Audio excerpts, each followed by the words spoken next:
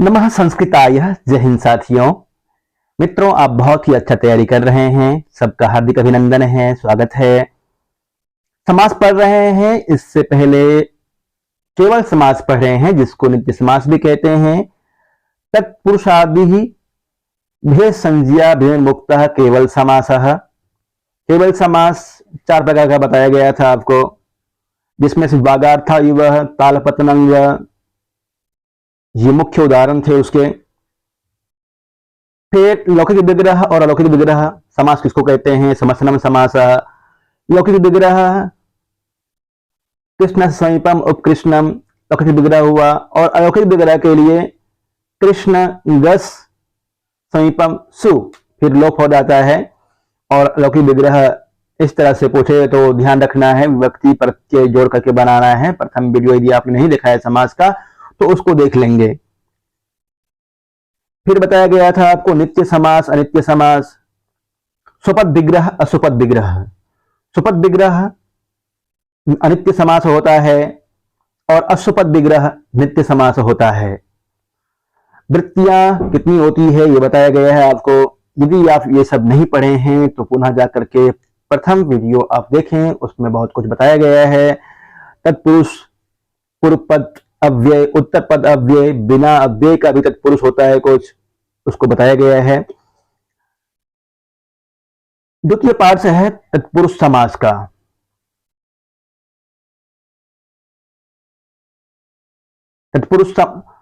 आगे देखते हैं तत्पुरुष समास में। तत्पुरुष समास में पहला पढ़े थे तत्पुरुषादि संज्ञा भिन्न मुक्त केवल समास। केवल समास विशेष संज्ञाओं से भिन्न मुक्त होता है।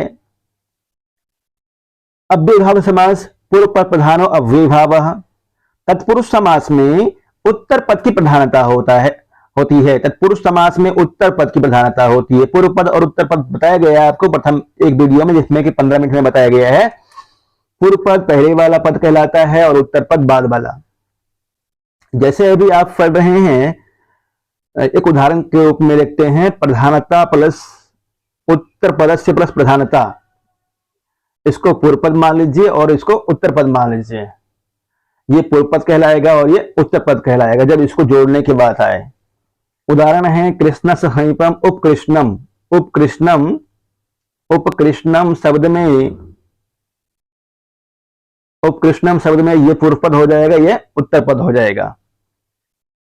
यहां बात करते हैं तत्पुरुष समास की। तत्पुरुष समास में उत्तर पद की प्रधानता होती है। तत्पुरुष समास से ही उत्तर पद से प्रधानता होती है। ये आपको रट लेना है। क्वेश्चन यहाँ से एक क्वेश्चन पूछता है, पहले भी वीडियो में बताया है मैंने कि क्वेश्चन यहाँ से आता है। अयम सामान्यतः व्यधिकरणेन समानाधिकरणेन च द्विविधः। तत्पुरुष समास 2 प्रकार का होता है, व्यधिकरण तत्पुरुष समास और समानाधिकरण तत्पुरुष समास। व्यधिकरण तत्पुरुष समास और समानाधिकरण तत्पुरुष समास 2 तरह से तत्पुरुष समास होता है। तत्र व्यधिकरण तत्पुरुष समास एकादश विधः। व्यधिकरण तत्पुरुष समास 11 प्रकार का होता है। व्यधिकरण तत्पुरुष, जिस तरह से बाह्य प्रयत्न पढ़ते हैं, बाह्य प्रयत्न 11 प्रकार का होता है, ठीक उसी तरह से व्यधिकरण तत्पुरुष समास भी 11 प्रकार का होता है। आभ्यंतर 5 प्रकार का, अभ्यंतर प्रयत्न और बाह्य प्रयत्न 11 तरह का होता है। तो यही समझ लीजिए, यहां भी आपको तत्पुरुष समास में 11 प्रकार का तत्पुरुष समास, व्यधिकरण तत्पुरुष समास 11 प्रकार का होता है। और समानाधिकरण तत्पुरुष समास इसके बाद आएगा, उसको देख लेते हैं। व्यधिकरण तत्पुरुष समास क्या क्या है? प्रथमा तत्पुरुष, द्वितीय तत्पुरुष, तृतीय तत्पुरुष, चतुर्थी तत्पुरुष, पंचमी तत्पुरुष, षष्ठी तत्पुरुष, सप्तमी तत्पुरुष। उसके बाद नए तत्पुरुष, काली तत्पुरुष, उपपद तत्पुरुष, मयूरवंशकादि समास। ये कुल मिलाकर के 11 है। देख लीजिए व्यधिकरण तत्पुरुष समास कौन कौन से हैं। थोड़ा सा कठिन प्रश्न यदि पूछेगा तो इस तरह का पूछ लेता है कि इसमें कौन सा समास हुआ है, नहीं तो विक्षेप पूछता है और उसका विग्रह पूछ लेता है और समस्त पद पूछता है, और किस समास में किस पद की प्रधानता होती है ये पूछा जाता है। प्रथमा, द्वितीय, तृतीय, चतुर्थी, पंचमी, षष्ठी, सप्तमी। उसके बाद नए तत्पुरुष समास, प्रायी तत्पुरुष समास, जैसे प्रगतः आचार्य, प्राचार्य, नय न अस्व अनस्व, उपपद समास मेरुवंशक आदि समास। इनको पढ़ते हैं क्रमशः क्या क्या है देखते हैं। प्रथमा तत्पुरुष समास, ये वाला प्रश्न अधिकतर पूछा जाता है। अर्धपिप्पली, अर्धम पिपल्याः, अर्धपिपली, प्रथमा तत्पुरुष समास का ये उदाहरण है। और इसमें पूछ लेगा आपसे अर्धपिप्पली, ऐसा दे देगा अर्धपिप्पली, इसका आप विग्रह वाक्य कीजिए, व्यास कीजिए, विग्रह कीजिए। विग्रह क्या होगा इसका? अर्धम पिपल्याः, अर्धम पिपल्याः इति अर्धपिप्पली, अर्धपिप्पली, अर्धम पिपल्या किं भवति? अर्धपिप्पली। और दे देगा मान लीजिए अर्धपिपल्याः, इसका समस्त पद क्या होगा? तो अर्धपिप्पली, ऐसा करना है। आगे देखते हैं द्वितीय तत्पुरुष समास। द्वितीय तत्पुरुष समास में क्या है? द्वितीय तत्पुरुष समास, द्वितीय तत्पुरुष समास श्रित, अतीत, पतित, गत, अत्यस्त, प्राप्त, आपन्न प्रभृतीनां शब्दानां सहयोगेन भवति। द्वितीय तत्पुरुष समास श्रित, अतीत, पतित, गत, अत्यस्त, प्राप्त, आपन्न, इन शब्दों के योग से बनता है। ये शब्द उत्तर पद में होंगे बाद में, जैसे कृष्णम श्रितः, कृष्णाश्रितः, द्वितीया श्रितातीत पतित गताप्यस्त प्राप्ता पन्नहि। ये सूत्र है, यदि याद है तो अच्छी बात है। पूर्व पदे तो एतेषां योगेन द्वितीया विभक्ति भवतीति तदाधारेण द्वितीय तत्पुरुष समासः। पहले वाले पद में तो इसके कारण से द्वितीय पद होता है, इस कारण से यहां पे द्वितीय तत्पुरुष समास है। उदाहरण देखिए, समझ में आ जाएगा। जैसे कृष्णम श्रितः, श्रित शब्द का यहां बताया गया है प्रथम उदाहरण में। श्रितः, श्रित, कृष्णम श्रितः, कृष्णाश्रितः, कृष्णम श्रितः इति किं भवति? कृष्णाश्रितः। अतीत शब्द, ये गिने चुने शब्द हैं द्वितीय विभक्ति में, ये उत्तर पद में होंगे बाद में, और पूर्व पद में द्वितीय विभक्ति होगा, तब द्वितीय तत्पुरुष समास कहलाएगा। अतीत, दुखम अतीतः, दुखातीतः बनेगा। पतित, शोकम पतितः, शोकपतितः। गत, ग्रामम गतः, ग्रामगतः। अत्यस्त, समुद्रम अत्यस्तः, समुद्रात्यस्तः। प्राप्त, वियोगम प्राप्तः इति वियोग प्राप्तः। आपन्न, अवस्थाम आपन्नः, अवस्थापन्नः।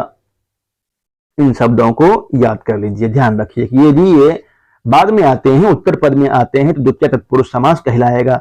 श्रित, अतीत, पतित, गत, अत्यस्त, प्राप्त, आपन्न, ये शब्द हैं। पूर्व पद में द्वितीय विभक्ति, उत्तर पद में ये शब्द होंगे, तो द्वितीय तत्पुरुष समास कहलाएगा। तृतीय तत्पुरुष समास, तृतीय तत्पुरुष समास में इसमें भी कुछ शब्द हैं, इनको याद रखना है आपको। तृतीय तत्पुरुष से पूर्व पदे तृतीय विभक्ति, पूर्व पद में तृतीय विभक्ति होती है। और उत्तर पद रूपेण, उत्तर पद में पूर्व, सदृश, समान, उन, अर्थ, कलह, निपुण, मिश्र, श्लक्षणादीनां, श्लक्षणहि, पूर्व, सदृश, समोनार्थ, कलह, निपुण, मिश्र, श्लक्षणहि, ये शब्द उत्तर पद में होंगे। और पूर्व पद में जब तृतीय विभक्ति होगी तो तृतीय तत्पुरुष समास कहलाएगा। उदाहरण में देखिए, पूर्वः, पूर्व का उदाहरण, मासेन पूर्वः इति मास पूर्वः। मासेन पूर्वः, मासेन तृतीय विभक्ति है, और उधर पूर्व शब्द का भी प्रयोग हुआ है। यहाँ पे पीछे नियम में बताया गया था कि समान, पूर्व, सदृश, समान, ऊन, अर्थ, कलह, निपुण, मिश्र, श्लक्षण, ये शब्द उत्तर पद में होंगे और पूर्व पद में तृतीय विभक्ति होगी। तो कौन सा समास होगा? तृतीय तत्पुरुष समास। पूर्व का उदाहरण है मासेन पूर्व इति मास पूर्वः। सदृशः, मात्रा सदृशः, मातृ सदृशः रूप बनता है। सम का उदाहरण हो जाएगा पित्रा समः, पितृ समः। धान्येन ऊनम, धान्योनम। वाचा कलह, वाक्कलह। आचारेण निपुणः, आचार निपुणः, गुणेन मिश्रः, गुण मिश्रः। श्लक्षणम, कुट्टनेन श्लक्षणम, कुट्टन श्लक्षणम। और ये वाला एक ध्यान से देखिए इसको, नखै, नखैर निर्भिन्नः, नखै भिन्न ही बनता है और नखै निर्भिन्नः, नखै निर्भिन्नः और नखै भिन्नः, नख भिन्नः, नख निर्भिन्नः, नखैर निर्भिन्नः, नख भिन्न ही बनेगा और नख निर्भिन्न ही बनेगा, ये दोनों बन जाता है। भिन्न शब्द से प्रयोगे क्वचित पंचम्यपि भवति। भिन्न शब्द के प्रयोग में कहीं कहीं पंचमी तत्पुरुष समास भी देखने को आता है, देखने में आता है। अवर शब्द का प्रयोग में मासेन अवरः, माशावरः, माशावरः इत्यत्र कः समासः। माशावरः शब्द में कौन सा समास का प्रयोग हुआ है? तृतीय तत्पुरुष समास का। माशावरः, इसको विच्छेद कीजिए, अलग कीजिए, क्या बनेगा? मासेन अवरः, मासेन अवरः इति माशावरः। इस तरह से याद करना है आपको, शानदार। चतुर्थी तत्पुरुष समास में है अस्मिन पूर्वपदे एव चतुर्थी विभक्ति। इसमें पूर्व पद में चतुर्थी विभक्ति होगी और बाद में तदर्थ, अर्थ, बलि, हित, सुख, रक्षित आदि शब्दों का प्रयोग होगा। इन शब्दों को याद रखना है। तदर्थ, अर्थ, बलि, हित, सुख, रक्षित आदि। और पूर्व में चतुर्थी विभक्ति, जैसे अभी देखिए उदाहरण में तदर्थ युपाय दारु, युपदारु, युपाय दारु इति युदारु, युपदारु बनता है, युपाय दारु इति युपदारु। रंधनाय स्थाली, रंधन स्थाली। द्विजाय अयम, द्विजार्थ बन जाता है, द्विजाय अयम इति द्विजार्थः।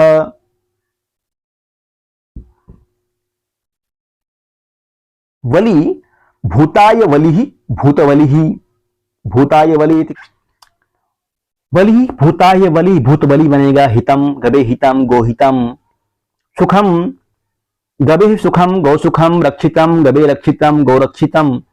इसमें आपको ध्यान रखना है कि विग्रह वाक्य क्या बन रहा है। ये विग्रह वाक्य है और ये समस्त पद है।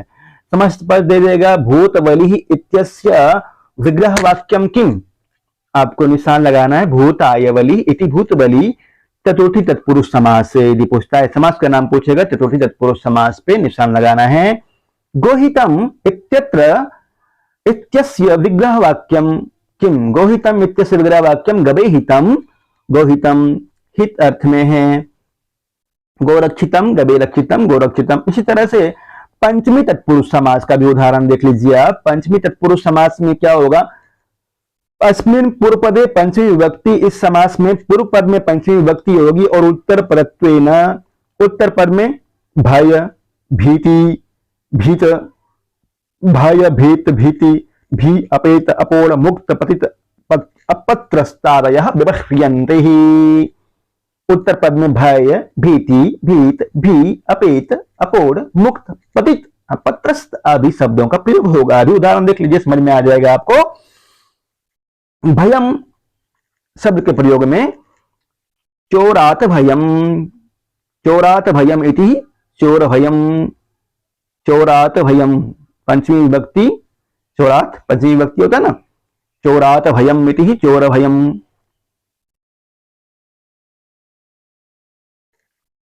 भीति ही अर्थ में ब्रिकात भीति ही, ब्रिक भीति ही। भीत अर्थ में ब्रिकात भीतः, ब्रिक भीतः, भी, ब्रिकात भी, ब्रिक भी। अपेत सुखात अपेतः, सुखापेतः।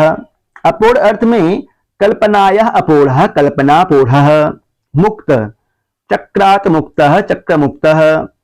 पतित में स्वर्गात पतितः, स्वर्गपतितः। अपत्रस्त तरंगात अपत्रस्तः, तरंग अपत्रस्तः।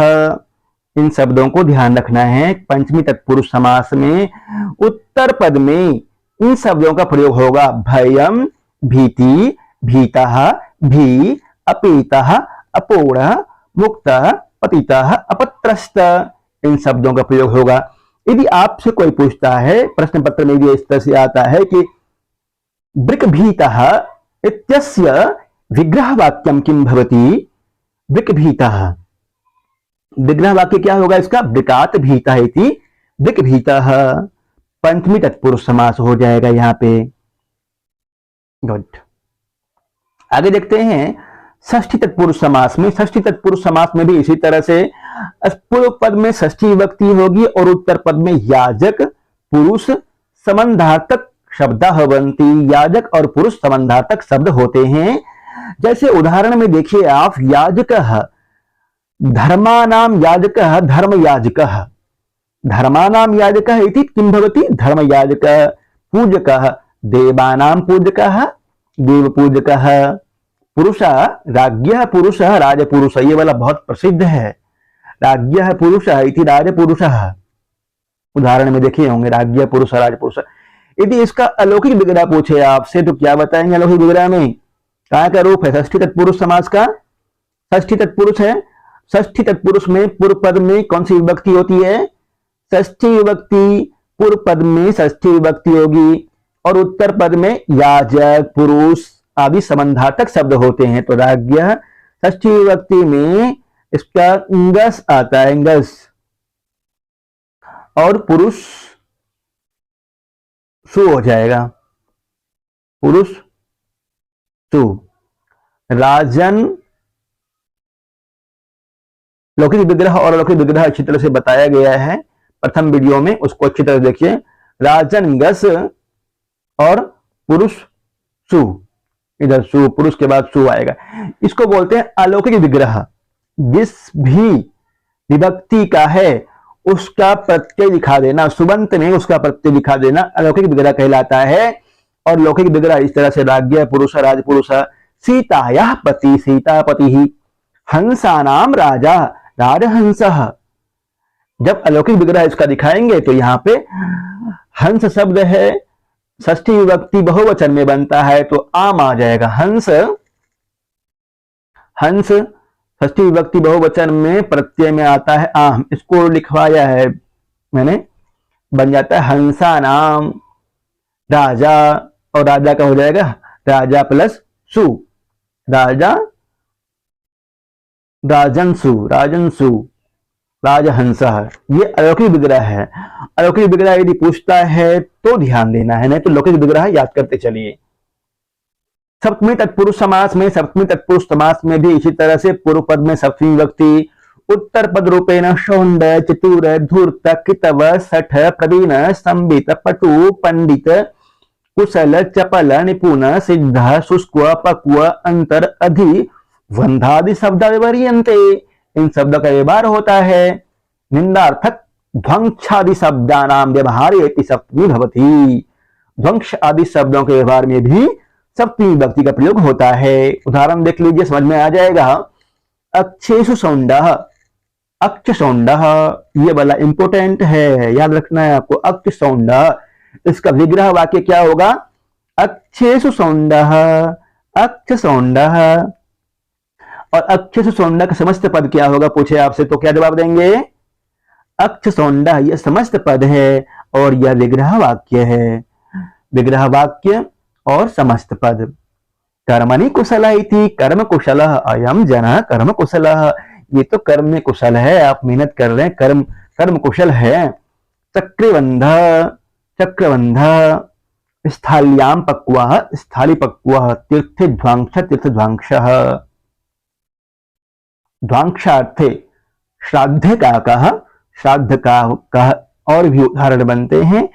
इस तरह से प्रथमा तत्पुरुष से लेकर के सप्तमी तत्पुरुष समास का उदाहरण प्रस्तुत किया गया आपके समक्ष। इसमें सब में ध्यान रखना है, प्रथम तत्पुरुष समास से लेकर के सप्तमी तत्पुरुष समास तक में पूर्व पद में जिस विभक्ति का प्रयोग कर रहे हैं, जिस विभक्ति का वो समास है, ये सभी व्यधिकरण तत्पुरुष समास कहलाते हैं। 11 प्रकार का व्यधिकरण तत्पुरुष समास होता है, उसमें से 7 तो विभक्ति में से हो गए। जिस भी विभक्ति का प्रयोग करते हैं उसमें पहले उस विभक्ति का प्रयोग होगा और कुछ विशेष शब्द उस विभक्ति के लिए दिया गया है, उसको याद कर लेंगे किस विभक्ति में यह प्रयोग होता है। नए तत्पुरुष समास आगे व्यधिकरण तत्पुरुष समास के अंतर्गत ही नए तत्पुरुष समास है। नए तत्पुरुष समास में नया नाम निषेध, नया इति नय इत्यस्य को अर्थः नय नाम निषेधः। नय का अर्थ होता है निषेध। नय निषेधार्था कतिविधा भवन्ति, ये इंपॉर्टेंट, वेरी वेरी इंपॉर्टेंट है, इसको लिख लीजिए, याद रखना है। नय नाम निषेधः, नय नाम निषेध का है, और निषेधार्था षड्विधा, इसे 6 प्रकार का होता है। कौन कौन से हैं? तत्सादृश्यम अभावश्च, तद अन्यत्वम, तद अल्पता, अप्राशस्त्यम विरोधश्च, नयर्था षट् प्रकृतितः। नयर्था षट् प्रकृतितः, नयर्था कति भवन्ति, ये प्रश्न आ जाएगा, मान लीजिए नयर्था कति भवन्ति, नय के कितने अर्थ होते हैं? नयर्था षड्विधा भवन्ति, उत्तर दीजिएगा। आगे देखिए, उदाहरण के साथ समझ लीजिए इसको। सादृश्य अर्थ में तत्सादृश्य न ब्राह्मण सदृशः अब्राह्मणः, अब्राह्मणः अयं खलु, बोलते हैं ना अब्राह्मणः अयं खलु, जो ब्राह्मण नहीं है, जो ब्राह्मण के समान नहीं है, वो अब्राह्मण है। अभाव अर्थ में सत्यस्य अभावः अथवा न सत्यम असत्यम, जो सत्य नहीं है वो असत्य कहलाएगा। सत्य का विपरीत असत्य। पर ये नय तत्पुरुष समास का उदाहरण है। सत्यस्य अभावः न सत्यम असत्यम, अन्यत्वे अश्वभिन्नः अथवा न अश्वः अनस्वः, तद अल्पत्वे, तद अल्पत्व के अर्थ में है अल्पम कृतम अथवा न कृतम, अकृतम रूप बनता है इसका। अल्पम कृतम या न कृतम, थोड़ा सा किया या नहीं किया तो उसको बोलते हैं अकृतम, तुमने तो किया ही नहीं। अकृतम कार्यम करोति, अकृतम। अप्राशस्त्य है, अप्रशस्त्य पशवः अथवा न पशवः, अप्रशस्ता पशवः अथवा न पशवः अपशवः। विरोधार्थ में सुर विरोधिनः अथवा न सुरः असुरः, न सुरः असुरः। इसमें एक तो अनस्वः इंपॉर्टेंट है, न अश्वः अनस्वः, अश्वभिन्नः भी बनता है इसका ना, जो बीपीएससी में पूछता है इसमें से 2 या इनमें से 1, इनमें से कोई नहीं, इसमें से 2 या इनमें से कोई नहीं, उसके लिए ये याद रखना है आपको, अश्वभिन्नः अथवा न अश्वः अनस्वः, इस तरह से ही बनेगा।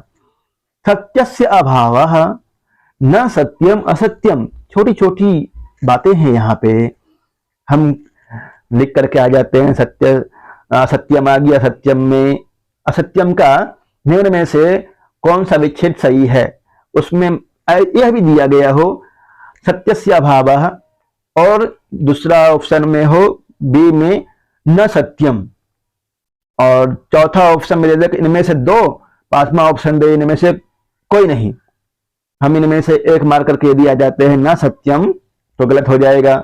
ये आपको दोनों याद करना है, सत्यस्य अभावः और न सत्यम दोनों बनता है अश्वभिन्नः अथवा न अश्वः अनस्वः। प्रायि तत्पुरुष समास कुगति प्रादयः, यत्र तत्पुरुषे प्रथमः शब्दः प्रादिभ्यः उपसर्गेभ्यः कोऽपि भवेत् तत्र प्रायि तत्पुरुष समासः भवति। जहां पर पूर्व पद में उपसर्ग का प्रयोग हो, उपसर्गः प्रादयः उपसर्गः, उपसर्गः कति भवन्ति 22 उपसर्गः 22 भवन्ति, उपसर्ग 22 होते हैं। इन उपसर्गों में से प्र प्रा अप सम अनु अव निस निर दुस दुर वी आंग नि अधि अपि अति सु उत अभि प्रति परि उप, इन उपसर्गों में से कोई भी उपसर्ग पूर्व पद में प्रयोग हुआ हो, पहले प्रयोग हुआ हो, तो वह प्रायि तत्पुरुष समास कहलाएगा। जैसे प्रगतः आचार्यः, प्राचार्यः रूप बनता है, प्रगतः आचार्य किम भवति प्राचार्य, बहुत इंपॉर्टेंट है, इसको अच्छी तरह से देखिए। प्रगतः आचार्यः प्राचार्यः, जो इंपॉर्टेंट है वो मैं निशान लगवा रहा हूं आपसे। प्रगतः आचार्यः प्राचार्यः, प्रगतः मातामह प्रमातामह, अतिक्रांतः मर्यादम अति मर्यादा, ये प्राचार्य वाला और अति मर्यादा, ये दोनों इंपॉर्टेंट है। एक सूत्र है पर्वत लिंगम द्वंद्व तत्पुरुषयोः, पर्वत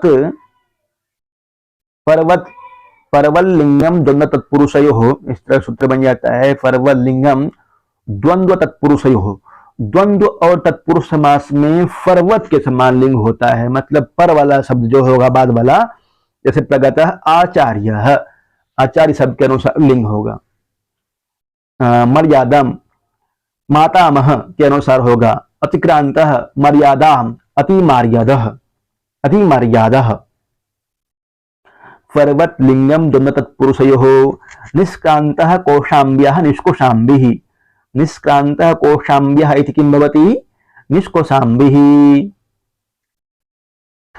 प्रतिगतः अक्षम प्रत्यक्षः, ये वाला भी इंपॉर्टेंट है। प्रत्यक्ष प्रतिगतः, प्रतिगतः अक्ष, प्रतिगतः अक्षम प्रत्यक्षम।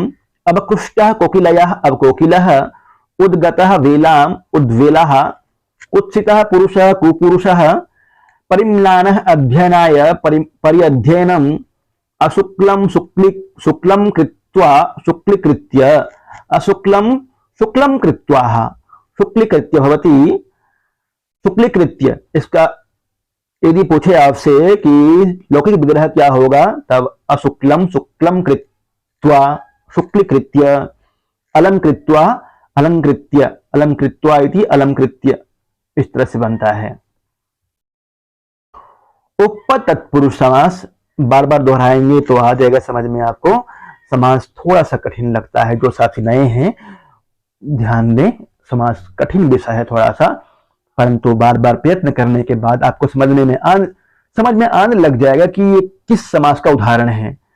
देखते रहिए, परीक्षा का डेट नहीं आया है, जब डेट आ जाएगा तो आपके समक्ष एक नोट्स बनाया मिलेगा आपको। अभी से बना लीजिए, ठीक रहेगा। अपने हिसाब से जो नोट्स बनाते हैं वो सबसे अच्छा बेहतर होता है, शानदार होता है। आपके समक्ष प्रस्तुत कर रहा हूं, पीडीएफ भी भेज दूंगा, आप वहां से नोट्स बना लेंगे। उपपद तत्पुरुष समास। यदि तत्पुरुष से कोपि शब्दः संज्ञापदम, यदि तत्पुरुष समास में कोई शब्द संज्ञा होता है और अव्यय पदम वा स्यात्, और अव्यय पद होता है, संज्ञा शब्द और अव्यय पद, यस्य च अभावेन द्वितीय शब्दस्य तत् रूपम न संभवेत्, जिसके अभाव में द्वितीय शब्द का रूप उसके समान नहीं हो सकता है, तो उसको बोलते हैं उपपद तत्पुरुष समास। तत्योगेन उपपद तत्पुरुष समास भवति। उपपद तत्पुरुष समास होता है। उपपद विभक्ति पढ़ें, उपपद विभक्ति मैं पढ़ाऊंगा आपको। उपपद विभक्ति क्या होता है विभक्ति में, ठीक मिलता जुलता ही है। कुंभम करोति इति कुंभकारः, जैसे कुंभकार, ये भी बहुत इंपॉर्टेंट है, ये वाला सब याद करना है आपको। उपपद तत्पुरुष समास वाला और प्रादि तत्पुरुष समास वाला भी अच्छी तरह से याद करना है। कुंभम करोति इति कुंभकारः, कुंभकार शब्द तो सुने ही है ना, अरे कुंभकार के पास से घड़ा जा कर ले आओ। कुंभम करोति इति कुंभकारः, जो कुंभ अर्थात घड़े को बनाता है उसको बोलते हैं कुंभकार। कुंभम करोति इति कुंभकारः, इसमें ह्रस्व और दीर्घ का भी ध्यान रखना है आपको। मधु पिबति इति मधुपः, मधुपः, मधु कौन पीता है? मधुपः। मधु पिबति इति मधुपः। पादः पिबति इति पादपः। तंतु वयति इति तंतुवायः, ये सभी उपपद तत्पुरुष समास के उदाहरण हैं। कुंभकारः, मधुपः, पादपः, तंतुवायः। और इसका लौकिक विग्रह बन जाएगा कुंभम करोति इति कुंभकारः, मधु पिबति इति मधुपः, पादे पिबति इति पादपः, तंतुम वयति इति तंतुवायः। मधु पिबति क्यों बना? क्योंकि नपुंसक लिंग है और मधु शब्द का रूप ही चलता है। मधु, मधुनी, मधुनी, मधु, मधुनी, मधुनी, द्वितीय विभक्ति में मधु ही रहता है। मधु, मधुनी, मधुनी, इस तरह से बनता है। आगे देखते हैं व्यधिकरण तत्पुरुष समास में मयूर वंश का भी तत्पुरुष समास 11वां भेद है, इसका अंतिम भेद है तत्पुरुष समास के व्यधिकरण तत्पुरुष समास का। उसके बाद समानाधिकरण तत्पुरुष समास पढ़ेंगे। मयूर वंश का भी समास द्विविधा। मयूर वंश का भी समास दो प्रकार का होता है, सुबंत और तिगंत। सुबंत और तिगंत इस तरह से दो प्रकार का होता है। मयूर वंश का भी समास ऐसे नहीं पूछता है कि मयूर वंश का तत्पुरुष समास कितने प्रकार के होते हैं, कितने भेद होता है, अब तक तो ऐसा प्रश्न नहीं आया है, परंतु ये पूछ लेता है राजांतरम अकिंचनः, इसका विग्रह वाक्य क्या होगा? अन्यो राजा इति राजांतरम समस्त पद क्या होगा इसका, ऐसे याद करना है आपको मुख्य रूप से। और किस समास का उदाहरण है ये भी आपको अच्छी तरह से याद कर लेना है। सुबंत समासो यथा, सुबंत समास का उदाहरण देखिए, व्यंसकश्चासो मयूरश्च, मयूर व्यंसकः, व्यंसकश्चासो मयूरश्च, मयूर व्यंसकः, व्यंसकश्चासो मयूरश्च, किं भवति, मयूर व्यंसकः, अन्यो राजा राजांतरम, इस राजा के पास काम नहीं हुआ, दूसरे राजा के पास चले जाओ, राजांतरम गच्छामि, मैं दूसरे के पास चले जाता हूं, अपरांतरम गच्छामि, इस दुकान में काम नहीं हुआ, दूसरी दुकान में जा रहा हूं। नास्ति किंचन यस्य सः, क्या कहलाएगा, अकिंचनः, वेरी वेरी इंपॉर्टेंट, अकिंचनः, नास्ति किंचन यस्य सः अकिंचनः। यहां इसको बहुब्रीहि समास नहीं समझ लेना है, क्या पढ़ रहे हैं, मयूर व्यंसक आदि तत्पुरुष समास, व्यधिकरण तत्पुरुष समास का भेद है। नास्ति किंचन यस्य सः अकिंचनः, निश्चितं च प्रथितं च निश्चप्रचम, निश्चितं च प्रथितं च निश्चप्रचम। प्रश्न यहीं से आने हैं, जो पढ़ रहे हैं प्रश्न यहीं से आते हैं, और इतना याद कर लेंगे आप तो यदि कोई विद्वान ऐसा भी होगा जो कि और कहीं से अपने मन से बनाएगा तो इनको याद कर लेते हैं, समाधान हो जाएगा आपका। निश्चितं च प्रथितं च निश्चप्रचम, उदक्ष अवाक्ष उच्चावचम, उदक्ष अवाच्य उच्चावचम। तिगंत में कुछ उदाहरण है अस्मित पिबता तिगंत का। अस्मित पिबता, सततम यत्र अभिधीयते सः अस्मित पिबता, अस्मित पिबता इत्येवं, सततम यत्र अभिधीयते सः अस्मित पिबता, पचत भजतः इत्येवं, सततम यत्र अभिधीयते सः पचत भजतः, उद्धर कोष्ठा तत्सृज्य देहिति यस्याम क्रियायाम सः उद्धरोत्सृजः। बहुत ज्यादा इंपॉर्टेंट नहीं है ये, तत्पुरुष व्यधिकरण तत्पुरुष समास का उदाहरण था, उद्धरोत्सृजः। अब समानाधिकरण तत्पुरुष समास पढ़ेंगे। समानाधिकरण तत्पुरुष समास, समानाधिकरण तत्पुरुष समास के दो भेद होते हैं।